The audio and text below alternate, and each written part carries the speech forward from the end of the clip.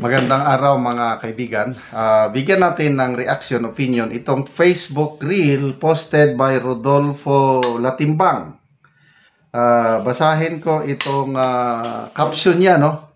Nakakaawa naman si BBM nung pumunta sa Cebu. Sobrang pagod po ang mukha, hindi man lang pinansin at walang kusang lumapit sa kanya. Pinanood ko, grabe nga. Parang wala lang, parang may dumating lang na kabaliktaran si BP Sara pag magpunta kahit saan sinisigawan, lumalapit, nagpapapicture, papaselfie, ito as in wala. So, mayroong music,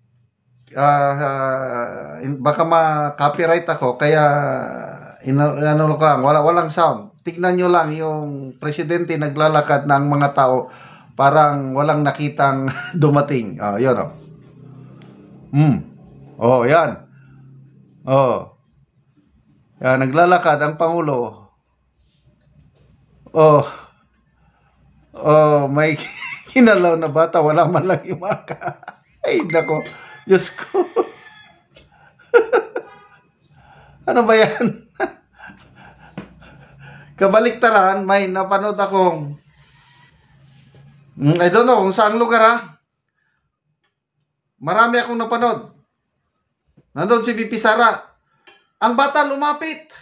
Biglang yumakap kay BP Sara. Mga 3 years old pa lang yun na bata. Yumakap. As in, yakap. Ano pa? Basta. Mga inahan na may karga-kargang bata. Biglang lalapit kay BP Sara. Tapos si BP Sara naman, very sports, automatic, kunin ang cellphone nila, siya nang mag-selfie. Ay, ito, wala isa pa, mga tao lang, nakatulala, nakaganon. Sino ba ito? I'm sure, kilala rin nila, presidente. But, bakit na wala man lang silang karya-reaksyon? Walang lumapit, walang sumigaw. Hindi nyo marinig ang sigaw, kahit naka-music Baka ulitin natin. Kinakausap niya ang mga tao. Ayan. Wala lang. Baliwala sa kanila yung dumating. Presidente na yan, Ay, nako. Mr. President, sana mapanood mo itong mga video na ito. Kung gaano ka kamahal o gaano ka... Bahala na kayo. Anong kabaliktaran ng kamahal?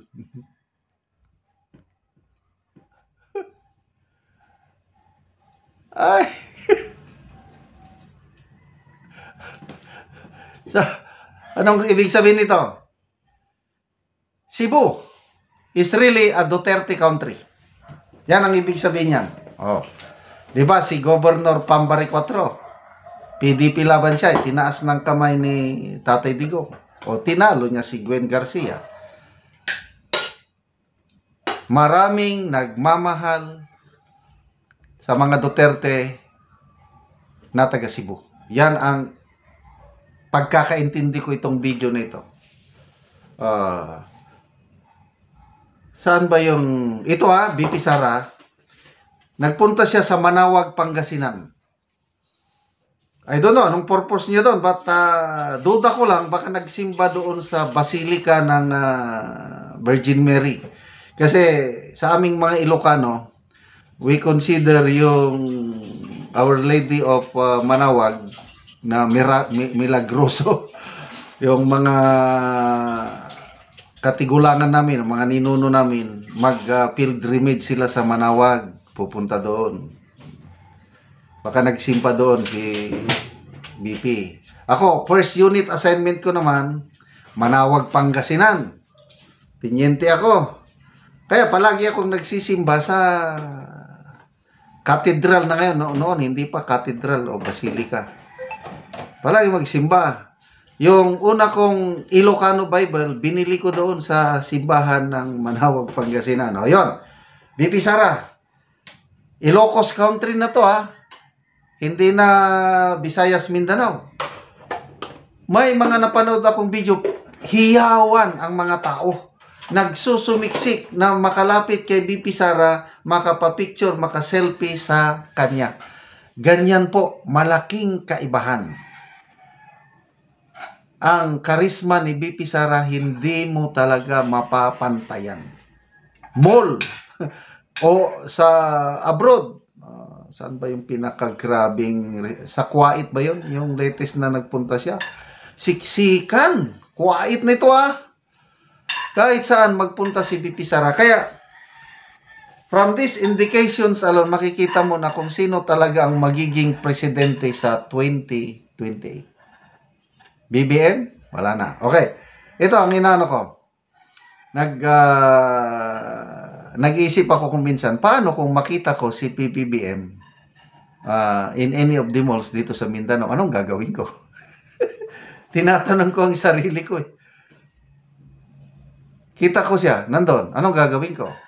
Naisip ko, sisigaw ako ng Duterte. Kung may susunod sa akin, that's good. Kung hindi naman, basta. Duterte!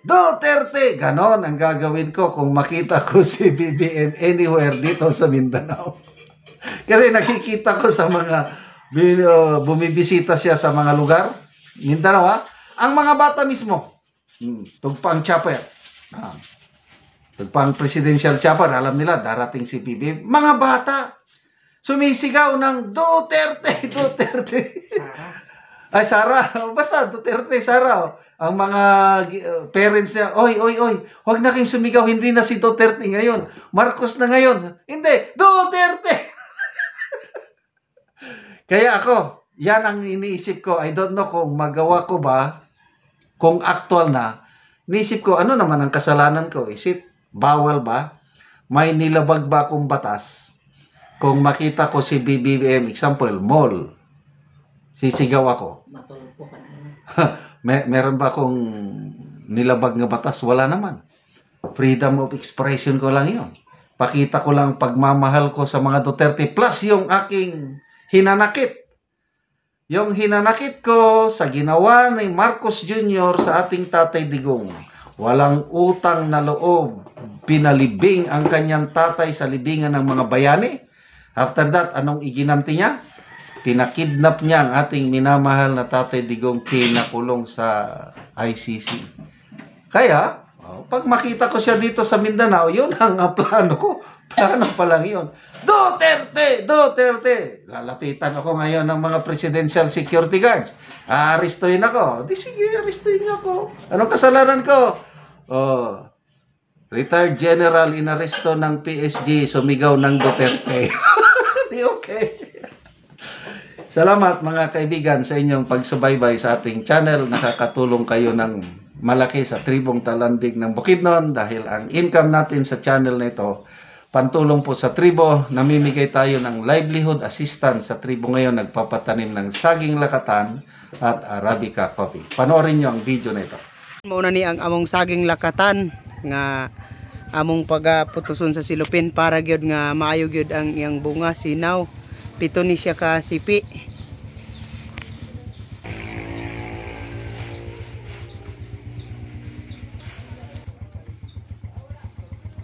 So karon human sa pagputos sa among saging lakatan, mag-harvest na pud mi. So muna ni ang among saging lakatan nga among pag-harveston karong adlaw.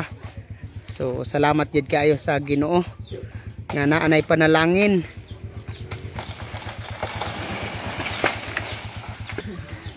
So gikuan lang gyud. Salamat gid kayo sa Ginoo nga nakarbis namin ani Saging lakatan. saging lakatan. Karon nalina na gyud mi. So muna ni ang bayad sa among saging lakatan. Salamat gid kayo sa Ginoo ug labaw sa nagasuporta sa saging. Mga awas na gid mi sa among kalisod. Salamat kayo. Sige sir, sipi adayon. Nakura sa akin. Wala sa akin. Kawang ka.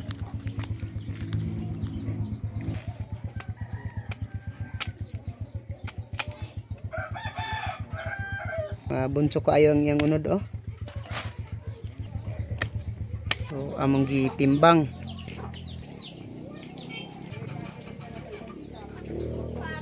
So 15 ka kilos ang isa ka bulig.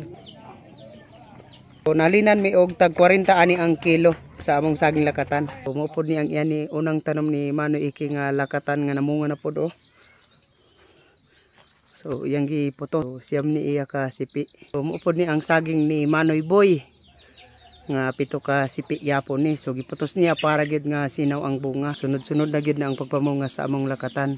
Kay naa na pod ang puso sa saging ni Manoy Boy. So salamat kayo sa Ginoo sa nagtan-aw sa video sa YouTube.